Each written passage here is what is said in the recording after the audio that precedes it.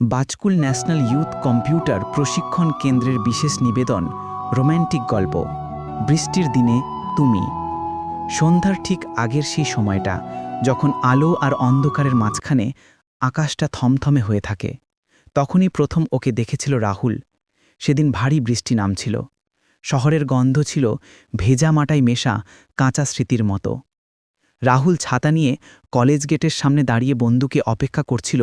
হঠাৎ বাসস্ট্যান্ডের দিকে চোখ পড়তেই দেখল একটা মেয়ের ছাতা উড়ে গিয়ে রাস্তার মাঝখানে পড়ে গেছে। মেয়েটি চেষ্টা করছে ছুটে গিয়ে ছাতাটা ধরতে, কিন্তু হাওয়া এত জোরে যে ছাতাটি একবার এদিক একবার ওদিক গড়াতে লাগল। রাস্তা ভিজে, গাড়ি যাচ্ছে দ্রুত। রাহুল চিন্তা না করেই দৌড়ে গিয়ে ছাতাটা তুলে মেয়েটির হাতে দিল। সবেমাত্র একটু কান্না মাখানো মুখে মেয়েটি তাকিয়ে বলল, থ্যাংক ইউ। আমি আমি সত্যি কি করতাম জানি না। রাহুল হালকা হাসল। এটা তো একটা ছাতা, তবে একটু অ্যালার্মিং ছিল। মেয়েটি হাসল। তার চোখে এমন একটা স্বাভাবিক উজ্জ্বলতা ছিল, যেন কেউ মনের ভেতরে আলো জ্বেলে দিয়েছে। বৃষ্টি আরও জোরে নামতে লাগল। রাহুল নিজের ছাতা বাড়িয়ে তাকে বলল, আপনি চাইলে আমার ছাতাটা শেয়ার করতে পারেন, বাসস্ট্যান্ডটা তো কাছে। মেয়েটি কিছুক্ষণ ইতস্তত করে তারপর মাথা নেড়ে বলল, ঠিক আছে, ধন্যবাদ। দুজন পাশাপাশি হাঁটতে লাগল।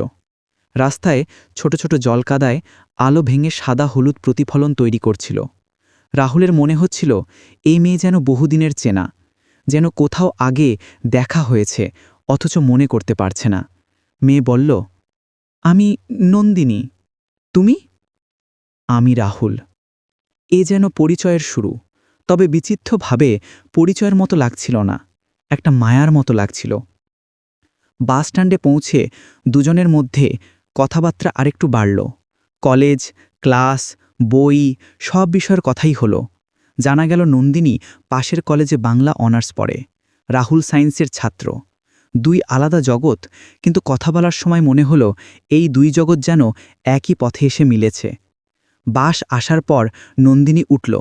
রাহুল ছাতার নিচে দাঁড়িয়ে তাকে দেখতে লাগল। বাসটা যখন চলে গেল, কাঁচের ভিতর দিয়ে নন্দিনী হাত নেড়ে হাসল। রাহুলের বুকের ভেতরে যেন হাওয়ার ঝাপটা লাগল। সেদিন রাতে রাহুল ঘুমোতে পারল না।